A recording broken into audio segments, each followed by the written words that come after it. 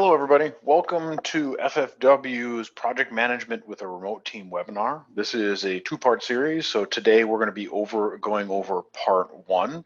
And so one of the things I want to call out, though, is something about this title is Project Management with a Remote Team. This actually is applicable for anyone who is managing or working with a remote team. So don't let the title scare you off a little bit from that perspective. This is good information for anybody who's working with, leading, or participating in a remote team. So a little bit about myself first. So my name is Chris Locker. I'm the Vice President of Delivery here at FFW. So I've got nearly 20 years of experience in product development and professional services. So I work for the US delivery team here at FFW, and it's my pleasure to speak with you guys today. Quick note about FFW. So FFW is a full service digital agency. We're a global company. We've got about 25 different offices around the world, more than 400 employees. And one of the things about us that is a little bit unique is we actually have a primarily remote workforce. So across the planet, even before this COVID-19 stuff, we were working remotely and doing so very well and very successfully. So it's one of those things from our perspective that is an interesting topic to talk about because it's been our daily life for quite some time. Okay, so for today's table of contents, like I said, this is a two-part webinar, and the first part today, we're going to do some outlines and objectives. We're going to hit up some primary management responsibilities and then some fundamentals on communication and with a focus on remote team. Then we'll wrap it up and be ready for the second part. Okay, so we're just going to go ahead and jump right into this whole thing from an outlines and objective standpoint. All right, what are you going to get from this? What would you say you do here, right? So a big part of this stuff is understanding what the value is. And I'll be honest, guys, there's a lot of webinars out there right now, and you're seeing 100 emails a day where it's like, hey, work from home experts. What you're going to get out of this is just some practical advice on how to manage a team in a remote environment. And not only just a remote environment, just some good stuff in general. With some tips and tricks from the remote aspect. So that's the purpose of why you guys are here. Okay, to do that, I've tiered out 4 primary things that we're going to cover. And since this is a complex thing, it takes a good grasp of the fundamentals on how to adapt your process to be successful. So what we're going to do, as you saw a little earlier, we're going to cover project management fundamentals, communication fundamentals with a focus on remote, and then in part 2 of the webinar, we'll cover routines and putting it all together. All right, and as I alluded to earlier, this says project management fundamentals, but project management fundamentals is not necessarily tied to a job description or a specific role. You could be a technical team lead, you could be an architect, you could be a BA, you could be an HR manager. This is important stuff for anyone who has any responsibility within a team, whether you're an individual participator or a team manager or project manager, scrum master, technical architect. These fundamentals are useful for you across the board. Okay, so, but as we get into project management fundamentals, because there's a little bit of sort of, vanilla application and it goes across, I wanted to make a specific call out of some remote pointers, right? So, and on the right there, you see the Zoom screen from Tom Hanks. He's getting a little bit fuzzy on us, and I'm sure you guys have seen some Zoom screen shares recently that are gonna be nightmare fuel for a while, or at least hilarity, right? And everybody is bombarding everybody else right now with how to work remotely effectively. And the key that I'm going to tell you this whole thing is you have to develop your own style. And, tongue in cheek, where we're going, we don't need roads. Nobody's commuting anymore. I mean, there's some essential workers, but in our services, we don't commute anymore. We don't use roads. Now, one of the things that I'm going to tell you guys is pants are optional, but a good headset is a must. I'm not going to be one of those people who tells you that, hey, remote workforce, do this, do that, et cetera, et cetera. Take advantage of what you can, but there are going to be some things that you really want to focus on, and they're going to make your life way, way easier. I joke about pants being optional because I absolutely love living in a warm climate, and I work in shorts and flip-flops all the time. But I have a really nice headset because I spend 6 to 10 hours a day with a headset on. So comfortable, but really high functioning stuff. Be comfortable, it's the same thing. If you're crouched over a really uncomfortable chair in a basement where you've got no light and things like that, working from home is going to be hard. It's going to be gross. So try to make yourself comfortable, especially with good furniture. I've got an IKEA desk. It's not too expensive. It's one of those ones that you crank and you can stand up and sit down. It's really good. Get outside. One of the advantages of being able to work from home is that you can actually take a break, go walk out onto the sidewalk, walk around the block. Go ahead and get that exercise, right? And there's a big thing about that is when you're in office, you're running from meeting to meeting, different things. At least I was, and I was getting between 8,000 and 10,000 steps a day in the office. And now that I'm working from home, I get between 8 and 10 steps a day between here and the kitchen where I overeat. And I'm pretty sure that everybody else is suffering through the same thing.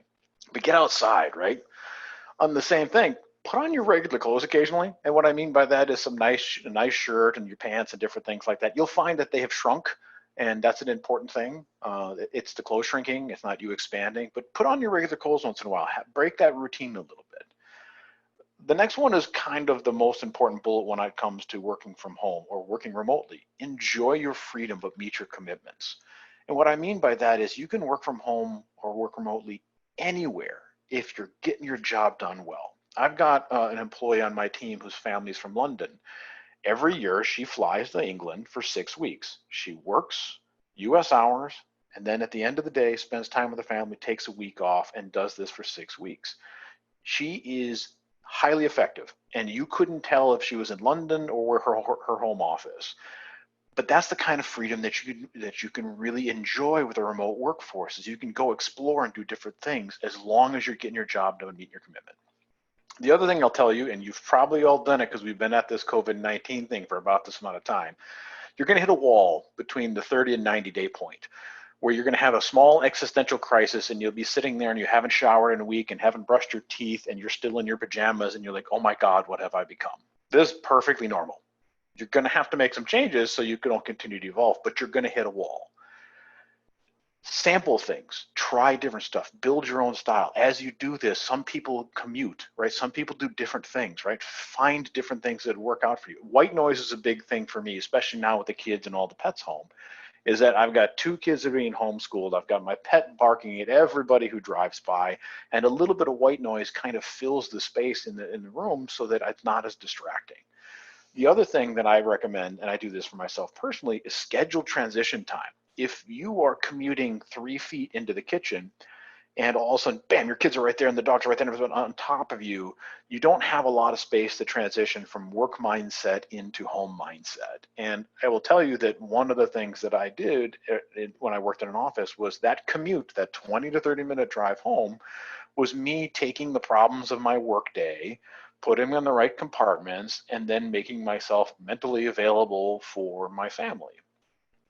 Since I don't have a commute anymore, I actually create a commute. After 5 p.m., I take 15 or 20 minutes and I put a headset on, listen to some music just like I would, same radio stations I would, and I read a book or I do something different, and it allows myself to pop out of that head. So it's a good thing.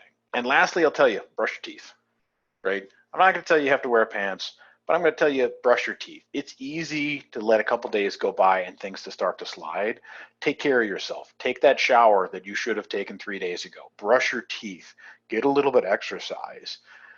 It's really important to take care of yourself.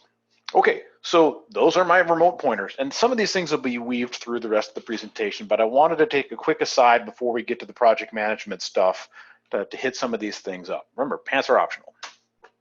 Okay, so project management fundamentals. What are we trying to solve? There's a lot of factors in our projects, but there's a few fundamental areas that if we really focus on, will be more successful.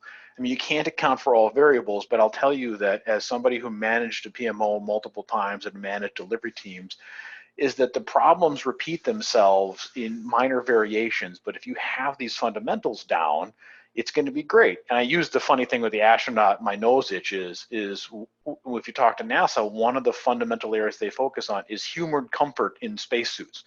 How do you go to the bathroom? How do you scratch an itch? How do you do these different things? And there's going to be variations of problems. So knowing and focusing on some fundamentals will help clear up your picture so you know what to focus on to be more effective. All right, so project management, broadest sense, you guys all know what this is.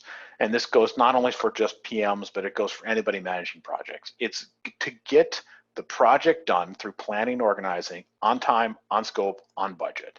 Whether you're doing this using iron triangle, the iron triangle, waterfall, scrummerfall, agile, big A, the religion, not small a, flexible, all of these different things, it's pretty straightforward. Now, that's simple. It's like saying climbing stairs. That's straightforward. Okay, well, climb all the stairs in the Empire State Building. That is no longer straightforward. It's a little bit different, right? And so there's my favorite project manager on the right. He's very honest with clients, a little bit rough around the edges sometimes, but he gets his point across.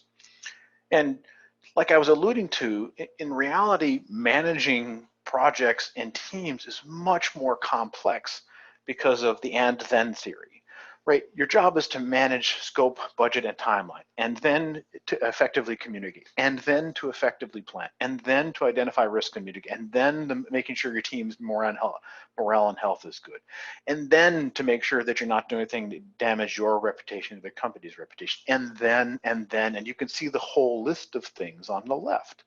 And then there's more, right? So when you're in a management position, you end up being the person that problems go to. And a lot of the times it's a very, very broad web of things that you have to deal with.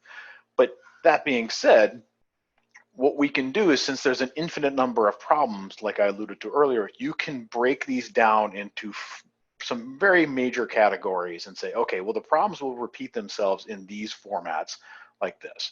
So I like to break things down as simple as possible, right?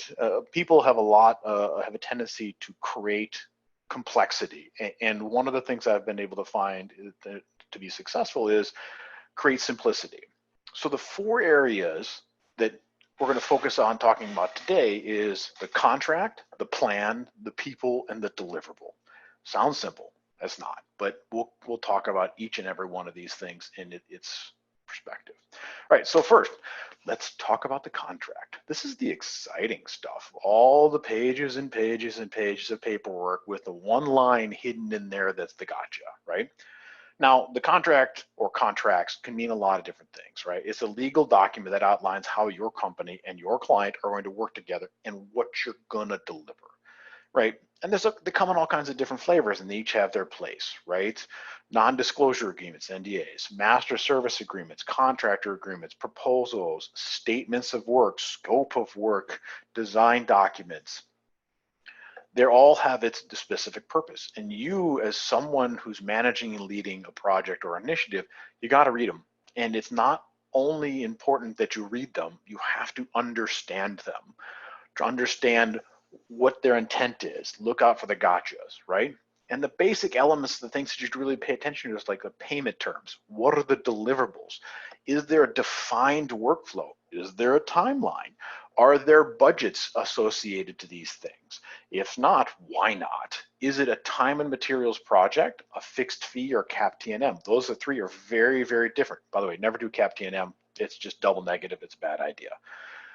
Are rate cards and structures defined? Are there fees? Are there liabilities? Is there things like non-solicits and penalties? And these are all things that it's just a good foundational thing to understand. And when you read these, I'll tell you that per every 10 pages, there's probably 2 or 3 things that you have to highlight and be aware of. For example, penalties. Okay, so a penalty is probably not going to be an SOW, but it'll be in an MSA. And for example, if you've got $1 million contract, you're like, yay, this is great. And the penalty clause in the MSA is for every 1 day that you're late on a deliverable, you have to pay me, 1% of the total value of the SOW. Okay, well, you're like 1%. 1% of $1 million times 1 day, times 2 days, times 3 days, times 4, times 5. That adds up quickly. And understanding that if there's a penalty clause, how's it tied to what? How's it tied to the SOW? What are the acceptance criteria? These are the type of things you have to pay attention to. And the things I'll call out to watch out for, right? Conflicts between the documents. Now, the MSA and the NDA, there's typically not going to be conflicts between those because they're pretty straightforward, and usually procurement or legal will be working on those together.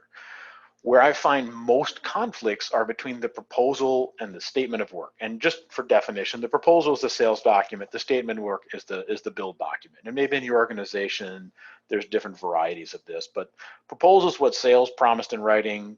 Statement of work is what the delivery or the development team is planning on building.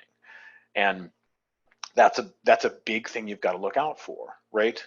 The next thing to watch out for is what is in your documents versus what has been communicated to the client as in expectations. Statement of work says this app will be done on July 1st. And somebody said, oh no, we can get that done sooner. Now, the document, the source of truth, says July 1st, but somebody is under the assumption that this can be done earlier. You have to figure out if there are differences in those expectations. Also, when you're looking at the documents, be very aware of the time and space reality check. If you have to do 100,000 hours of development between now and July 15th, your brain should explode, because that is not something that you're going to be able to effectively do, right? Or even if it's realistic and you're like, yeah, we can probably get this work done in that amount of time, and then the contract takes another month to get done, so your timeline is delayed, and it would have been good and would have been okay, but it is no longer good. It's okay at this point to say, hey, this is not right. The other thing is vagueness where there should be specificity, and specificity where there should be vagueness. And here's an example of that. So we're going to do a lift and shift, right? We're going to take an old website and we're going to rebuild a new site. And in the statement of work, it says all the functionality from the existing website shall be present in the new website. Well, that's extraordinarily vague. And oh my God, the potential for tens of thousands of dollars of extra work is there. So that's an area where you need to make sure that, okay, well, we're going to list all of these things out so we know what done looks like. Vagueness where there should be specificity is a dangerous spot. Now, the other way around, specificity where there should be vagueness, this is one of those things that typically on us.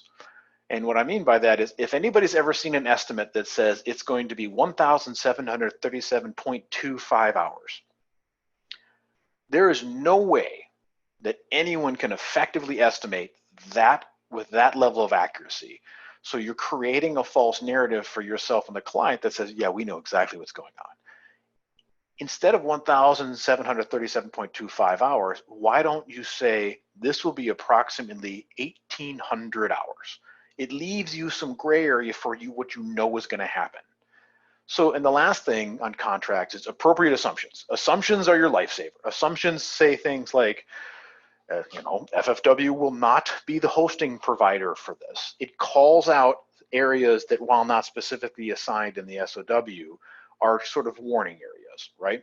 Okay, so now we've gone through the basics of the contract stuff. And if you guys have any questions, remember, post them in chat and we'll get to them in the end.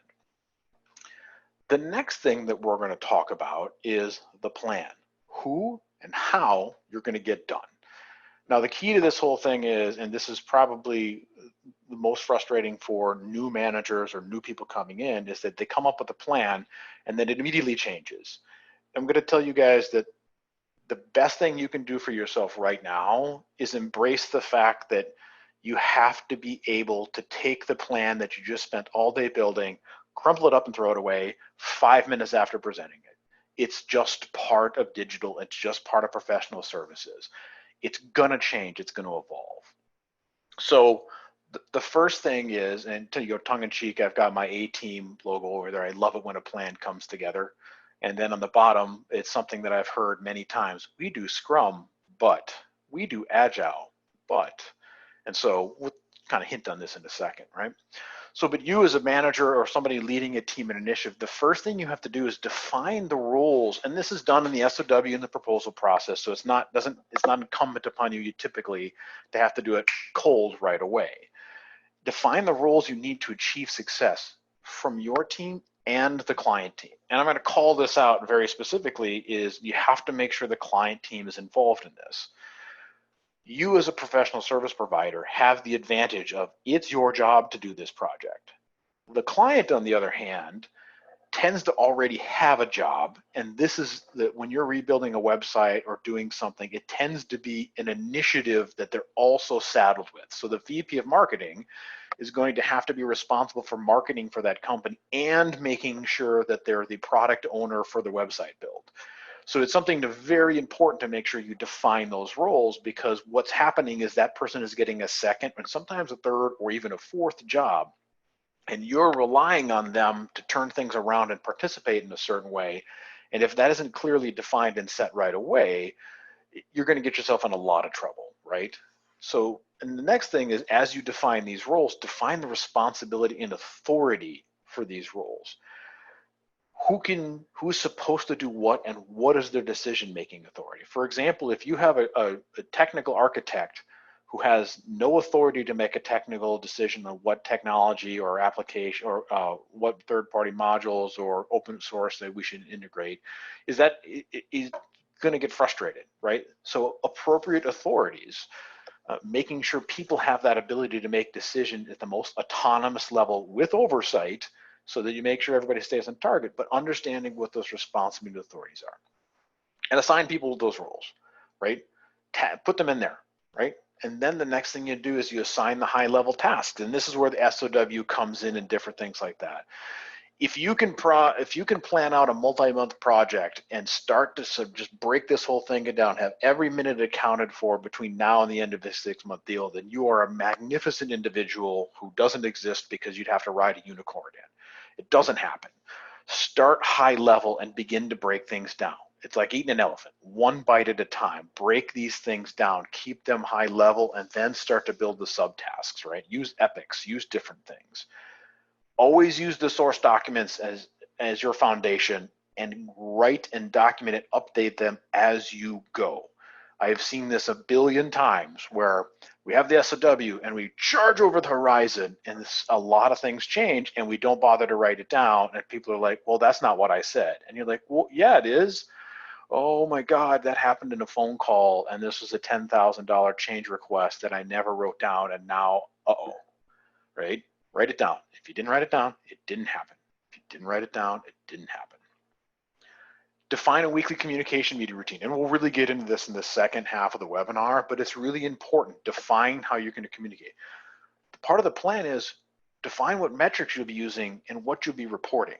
Now, this is going to vary on projects, and there's going to be the project metrics and also your success metrics for your project.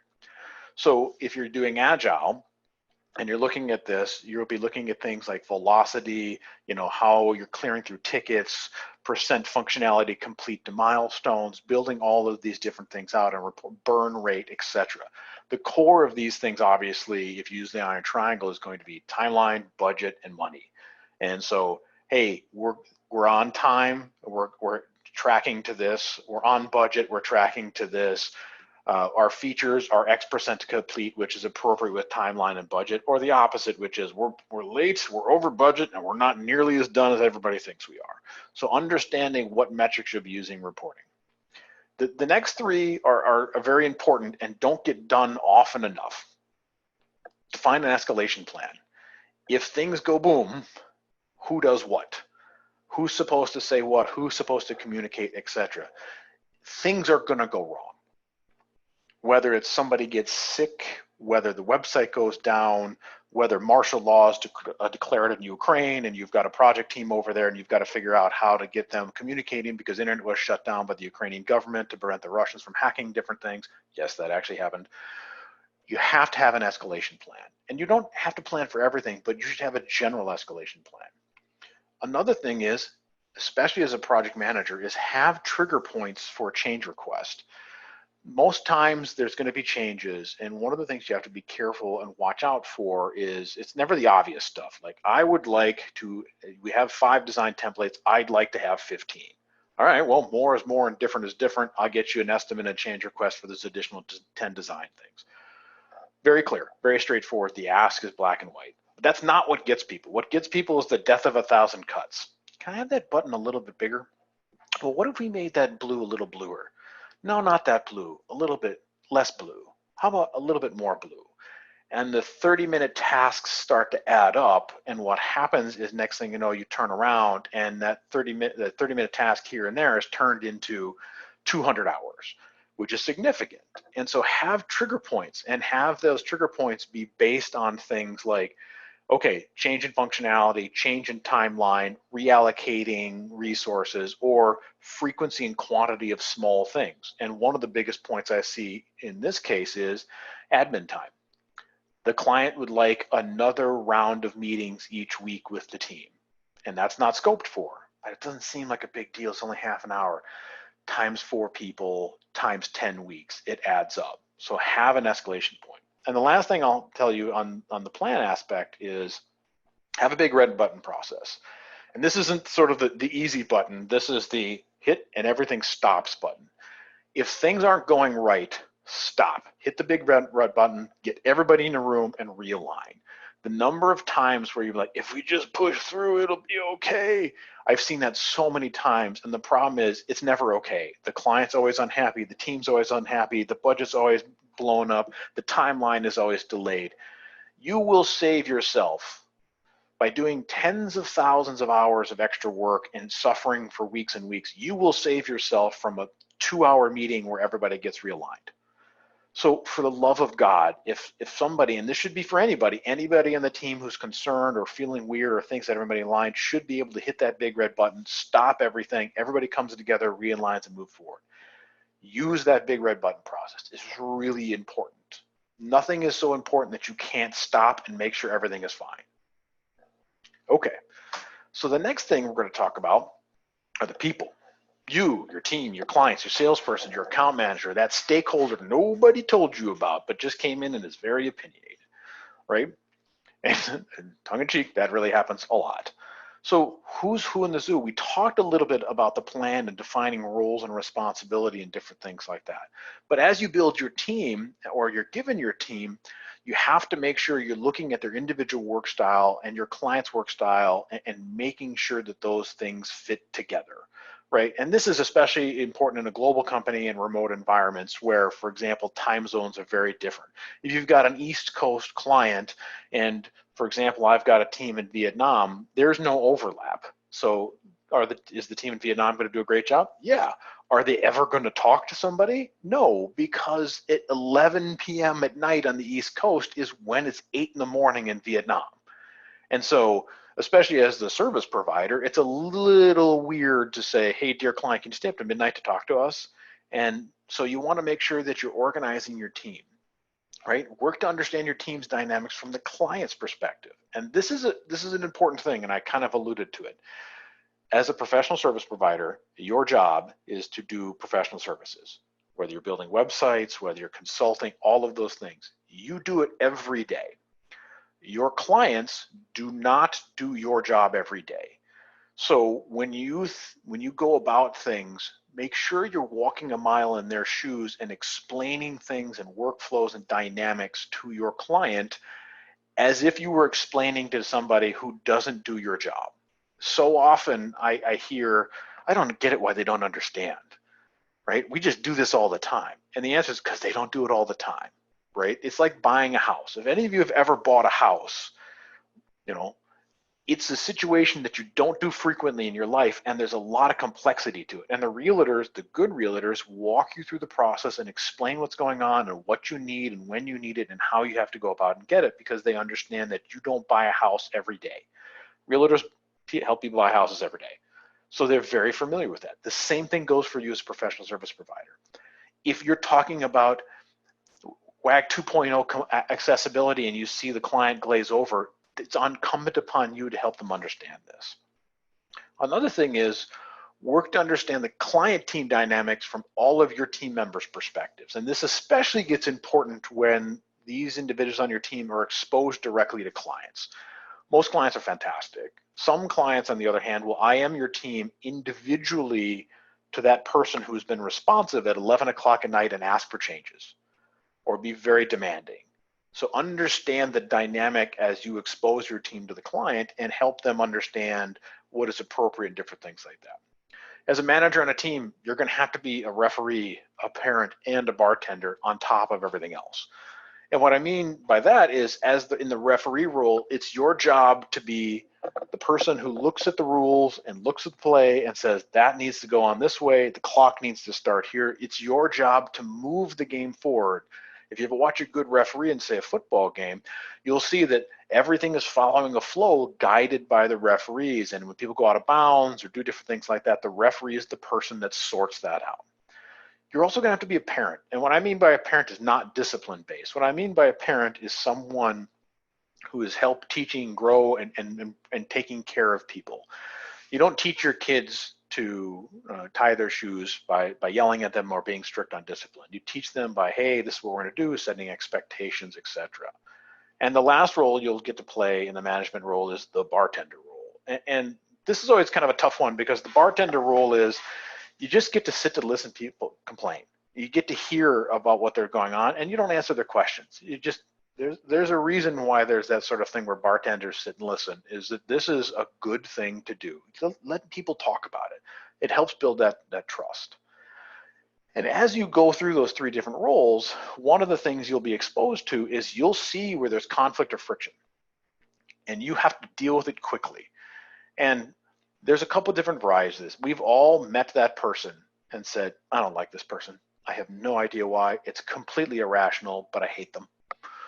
And you're like, I don't think it's fair, but I can't like this person. You're going to have those situations between clients and your team, or clients and you. It's going to happen. Or it's going to be, they've been working together and they have a bad communication style together, and there's a little bit of friction. You have to deal with it quickly. Letting that stuff exist for too long is bad. Okay, identifying performance issues and dealing with them quickly. This is more on the terms of your team, but also applies to your clients. If someone's not doing their job, it needs to be talked about. If someone is failing to deliver the assets that they say they're going to, it needs to be talked about quickly. If a client is failing to do design reviews, you need to communicate quickly. And you do it professionally and cleanly. Don't be a jerk about it. But if there's a developer who's working on the client and you're relying on them for the front end assets, and they're always late and the quality is poor, that needs to be talked about in clinical manner. So that, hey, this is not up to snuff. This is what we're expecting, etc. You have to deal with them quickly. And the last thing on this side is you have to be the guidepost. You have to be the example. You as the manager, a critical part of this is making sure people understand the big picture. And here's an example of it, right? Is, say something's going on and the team is saying, well, this is the way it has to be done. And it says this in the SOW, and the client's like, yeah, but I need it this way. And it's like, but this is the right way. It's like, yeah, but I need it this way. And it gets to the point where the client's like, you know what, never mind, I'm out. And the client, it walks away from the deal, and the client and your team's like, but this was the right way. Well, now you're a professional service provider in a team who got fired by a client, and you were not incorrect. That was the best way to implement that. But you're standing on the rubble, patting yourself on the back saying, we were right. That's failure, right? Being right and failing can happen. And so be that guidepost. When that happens, sit down with your team, be like, yeah, I understand that is the best way to do this from a technical perspective, from extensibility, but the client needs it this way. We'll articulate the risks to them. Be that guidepost, right? You're going to have to set the example. All right. So there's 2020 on the right there. Just want you guys to know that's kind of what this year feels like. But I'm using it as an example, is from the deliverable standpoint, know where you're trying to get. What does done look like? And this is where you start with the projects and the SOW and the different documents. But what I will tell you is that what done looks like rarely is what the SOW originally said it was going to look like. Now, I'll tell you, no one loves surprises. Nobody loves surprises, especially when they're paying for professional services and different things like that.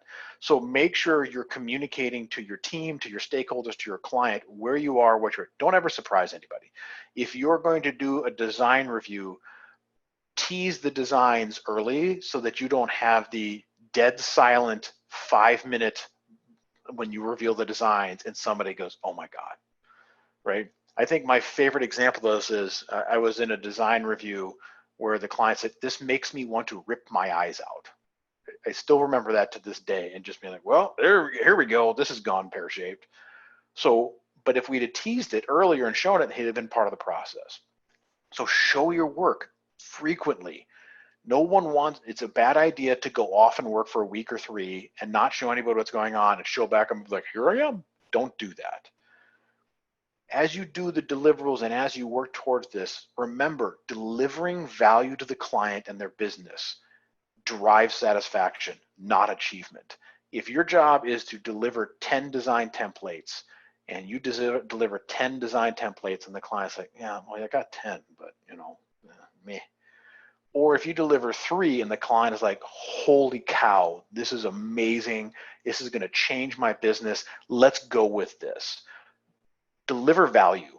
That is what drives satisfaction, right? Quality over quantity every time. And I'll tell you, 95+% of the clients will be satisfied if they get what they expected, not what they wrote in an SOW originally, but they get what they expected. They will be willing to pay in time and money in an amount of time they thought was reasonable. So if people feel value, they will accommodate you with more budget, more time, and more investment, right? And I'll tell you, the vast majority of situations where a client found value, it delivered more revenue for our company. It took longer and had a wildly different look and feel than it was originally scoped, because the client who doesn't build websites every day came in with an expectation and we guided them to a place where they're like, wow, let's do that. That's a way better idea. Let's go do that, right? Work as a team. Not only just yourself, but with the client, communicating, setting expectations, and meeting your commitments. That's key, right? Now, it's a lot easier said than done. Like, these are all things that you guys are reading. And you're like, oh, yeah, that seems pretty straightforward. It is, right? But it's something that if you practice, you'll be able to get better at, right? And the other thing is, nothing's ever done in our world. You build a website, and that isn't like you put a fork in it and then just say, I'll be back in 10 years. Always have the next plan, right? Always understand what done looks like for this phase and if there's anything left on the table, right? So understand what you're going to deliver. It's really important. Okay, so the next thing, we are roughly about halfway, and so the next thing we're to is hit on some communication fundamentals. All right, what problem are you trying to solve? Every organization, every company, and every team and group has one thing in common. It's got people in it. And communicating with each other is the single most source of conflict and failures. It just is. Communication is the #1 pain point. And there's Gandalf on the right telling Harry to use the Force. Okay, communication's tough. And it gets really tough in a remote environment because what happens is you strip away the micro interactions you have around, say, the coffee pot at lunch and different things like that. You go into your Zoom meeting, you chit-chat for a couple seconds, you do your meeting, and you hang up, and you're back in your own living room again, and there's nobody around you. So communicating in a remote environment is one of those things where it takes significantly longer to form bonds and those trust relationships that you can when you have micro interactions in an office, right? Hey, you want to go to lunch? You can't do that in a remote environment. So poor communication will amplify errors and issues in a remote environment. It just amplifies them, right? Because there's so much silence, right? The basic tenets of communications, they're really important, and they've got to be paired with some additional steps and routines in a remote environment. You got to be open, you got to be flexible, collaborative, and transparent, right? You're going to have to adapt yourself or bring people and bring them on board to the communication style, right? And technology is amazing, but in the end, again, what the commonality across every organization, team, etc., is people that matter, right? And I always liken communication to visibility. And on the right, you see the picture of the Grand Canyon, and that's what happens when you have poor communication. You can't really see anything, and it's kind of frustrating, and etc. Okay, so good example of miscommunication is a mom text, hello, WTF, and she thought that meant Wednesday, Thursday, or Friday. Nope, not what that means. So what we're going to focus on in communication, especially in the remote situation, is we're going to focus on 3 areas: tools, collaboration, transparency, connection, and camaraderie, right? So the big thing about tools, and we'll go right into this whole thing, is they're a crucial set for your communication. It just is. Email, chat, scheduling tools. But the key is, again, aim for simplicity, right? I use the the funny meme on the right, your team, Slack, Microsoft, and then on the bottom there's somebody hammering in a screw with a wrench, right? Things that make, use the appropriate tool. Doesn't mean the tool has an inappropriate use, but you have to figure out how to use it. So one of the things I will tell you about tools is define the lines of communication and their appropriate uses. And I used there twice there, it's a typo. But understand that, for example, email is not an instantaneous communication tool. If you send me an email, your expectation is sometime in the next day or so I respond. If you Slack me, your expectation is in a much shorter period of time I should get back to you, and it's a little less formal. So understand and define the lines of communication. In Jira, it should work this way. In Basecamp, it should work this way, right? Define which tool will be the repository, the source of truth. And this is an important one, and because sometimes it's going to be some different areas, but what's the source of truth? And I'll tell you that Jira is a really good example. So as you go through your backlog and you're assigning things to the sprint, everything, the source of truth is going to be in Jira. Here's what the backlog is, here's what the tickets are, here's the assigned, here's the acceptance criteria, here's all of those things. That way, everybody who's like, well, what's left? The answer is everybody turns to Jira, oh, yep, I can see what's left and what's next, right? Have a single tool for a single function. And what I mean by this is, don't have multiple avenues to communicate the same way. Don't have Google Chat and Slack and some other things like that. Have one chat tool and use it for its use, right? When I came on board FFW, we had 3 Jira instances and 2 Basecamp instances, completely separate. It was just very confusing. So we wiped that out, right? Kind of touching on the one previous is set expectations on response time per tools. And so, for example, if you're working remotely, a Slack policy is, hey, during your work hours, you will have Slack on, and I expect you to respond within X amount of time. So if it's a developer, you don't want to context switch and different things like that. I need you to respond within a 1 to 2 hour window. If you're a project manager, it might be much shorter, right?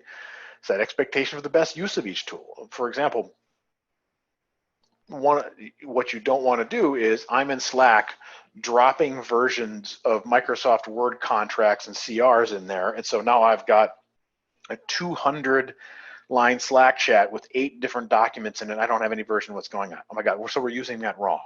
Instead, use a Google Doc and say, hey, in Slack, here's the link to the Google Doc. Use the tools appropriately. Don't change your tools unless you absolutely have to. If you're in the middle of a project and somebody's like, this is going to be way better, don't make that change unless you absolutely have to and there's a driving reason to it. You'll find that changing a tool out in the middle of something, you'll lose a huge amount of historical context. There's a ramp up period and different things like that. And I'll tell you it gets increasingly more complex, especially with, if you're going to switch from one task management tool to another versus one chat to the other. So make sure you don't switch tools. The other thing I'll tell you is be patient. Internet audio gets choppy, video doesn't work, switching to phone calls, using collaborative documents, different things like that. We've gone very prone to having instant gratification and getting frustrated when the magnificent technology is not perfectly allowing 30 people in 30 different countries across time zones to communicate instantaneously with full video in the middle of a pandemic. We get frustrated, which if you stop and think about that for a second, it's kind of ridiculous, right? I'm literally talking to people across the planet instantaneously. It's fantastic. Or my Wi-Fi on the plane doesn't work. Yeah, your wireless internet so you can look at YouTube videos isn't working as effectively as you want it to as you scream through the sky at 30,000 feet in an aluminum tube going 500 miles an hour. Yeah, just stop and think about that. Be patient. Understand that technology has some limitations. So especially nowadays where the dog and the kids are using your bandwidth at the same time streaming Disney while you're trying to work. Okay, so collaboration and transparency. Everyone working together will make you more successful, and do things in the open. You are not the CIA. And if you are the CIA, okay, you don't have to be that open. But I will tell you that a lot of the times that there's no reason to not just be as transparent as possible. And this goes for how you work together and also what you're delivering, right? So the first bullet I'll tell you on this one for collaboration and transparency is it's a huge part, and we're going to talk about it multiple times. Turn on your cameras and no multitasking. Put your phone down. Right now, there are several of you who are also paging through your Facebook feed or something else on your phone right now, and you are not effectively listening. That's on you. Now, what I will tell you that if you're working with your team and you're in a meeting and you're doing that, you're not paying attention, you're not doing your job well. It's sort of like doing it while you're driving. You cannot multitask. Put your phone down. Be part of the process.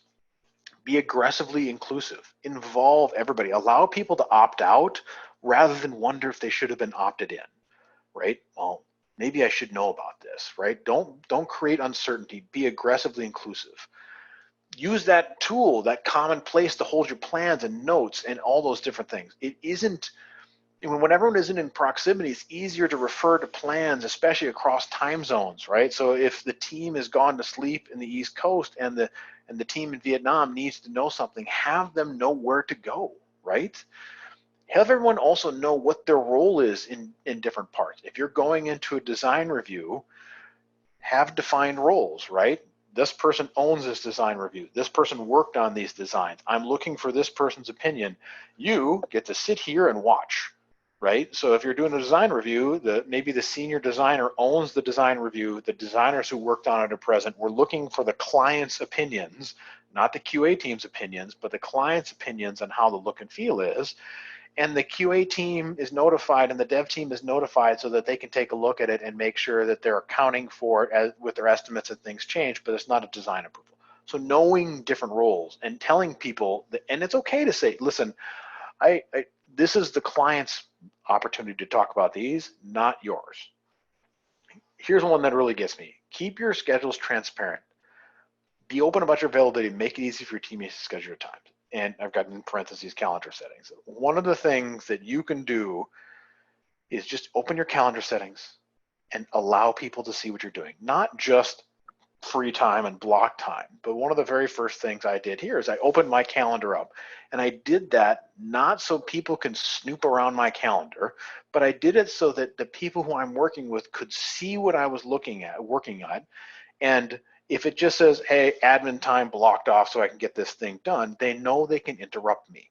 If it says one-on-one with the CEO, they know that's probably only should be interrupted if there's an emergency.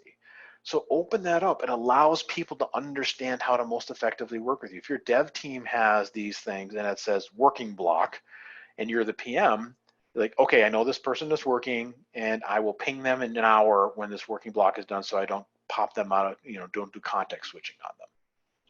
So have that calendar opened up. It's a big deal. And there's nothing as frustrating as trying to schedule a meeting with you and you have no idea what the hell's going on, right? Record your sessions, take notes, post them for the team. The other thing I'll tell you is use polls, forums, different things, and things like Slack. It's a great way to grab people's opinions without having them have to do too much work and sitting like being put on the spot. What do you think about this? Instead, put a poll in Slack. Screen share, especially when you're doing different things like design reviews. Share your screen, show what people it is, show your work, right? And the other thing is, when you're virtual, you need to be more direct with what you're trying to say in order to avoid communication understanding. You can't see the verbal clues. A lot of the times you're missing out on them, or they're hidden, or they're on a screen, or you're looking at something and you can't see the person slump over or roll their eyes. So make sure that you and your clients have an agreement to be straightforward with each other.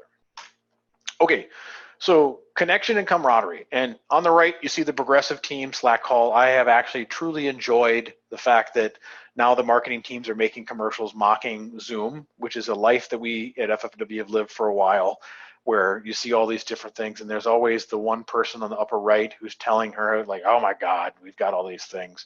And there's Flo's face up close, right? So how do you build connection and camaraderie, right? And the first thing with a team, a remote team specifically, is you have to create a remote team culture. We've kind of hit on it, right? Transparent, communicative, overly share, and you have to participate in it, right? One of my most frustrating things is you have a group meeting and you do a presentation and you say, does anyone have any questions? And you know the topic was a little bit sort of pushy and people will have questions and there's dead silence. dead silence. Now that's going to happen, but as you build that camaraderie, people feel more able to speak up, right? Again, turn your cameras on. Build that connection with the humanity. Build that connection. Don't multitask. Put your phone down. People can tell when you're on your phone. If you're sitting there playing Candy Crush during something, people can tell, right? When you're communicating with each other, do lighthearted stuff. You post GIFs in Slack, right? Have a sense of humor. Be appropriate, but have a sense of humor, right? If you wouldn't post it into a chat with your mom, don't post it at work. But and in some cases, that's still bad advice. But use GIFs, have other lighthearted communications, right? Cultivate openness and sharing. It's okay to be able to state the why and what's going on, right? Hold some non-business related meetings. We've replaced some lunch meetings where we all sit there and eat lunch and we just chat now. And sometimes it's just munching, but it's still one of those things like, hey guys, see about this? And it's a little bit weirder now because sort of pop culture stuff is kind of tamped down. And so, but we also did these things called watch parties where, okay, we're all going to sit down and do sort of Mystery Science 2000 where we're going to turn on, I don't know, the latest Star Trek or Star Wars, and we're going to sit there and just chat about it, different things like that. Keep a positive mindset as well, right? It's okay to be outside of a controlled environment. You're going to hear dogs and kids and noises and different things like that. That's just people's humanity showing up on the screen. So keep that positive mindset. The other thing is, especially if you're in a busy day, is take time to say hi. If you've got a meeting with a strict outline, great, fine. All right, so keep to it, keep it tight. But if you have a couple of minutes, say hi, talk about different things. Make sure your engagements aren't purely transactional, right?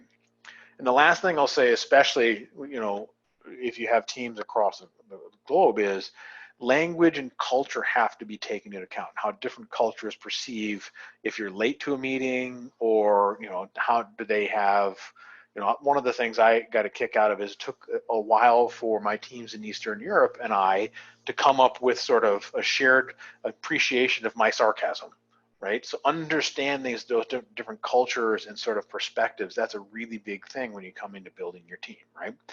And in reality, all you're really trying to do is humanize people so that you have a more effective team. It's really, really important. Okay, so we're going to wrap up part one of this webinar, right? And I'm going to allude back to something that I touched on in the beginning, right? Fundamentals are straightforward, and the equation changes and gets more and more complex, right? So here you go. Here is a great visual example because I think in animated GIFs and it's a lot easier. Walking upstairs, one foot in front of the other, then the next foot, lean forward, up you go. All right, well, the fundamentals are straightforward. Grab the handrail for safety, one hand for you, one hand for the handrail. So how you approach the problem on the left, okay, well, guess what? The fundamentals for approaching the problem on the right are exactly the same.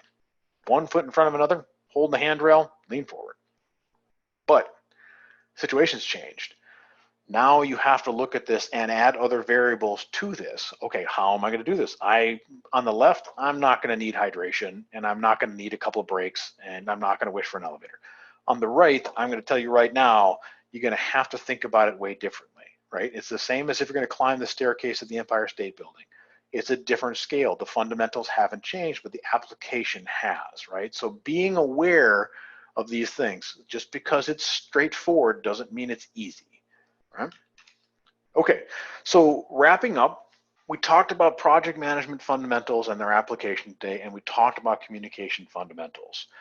So as we go into part two, we're going to talk about routines, and we're going to talk about putting it all together and how a lot of this stuff meshes, and you'll see some thematic things come through. So thank you for your time today, guys. And you can see that part two is going to be Thursday, June 18th at 1 p.m. Eastern. So tune in for that. And I really appreciate your guys' time. Now let's go ahead and get to some questions.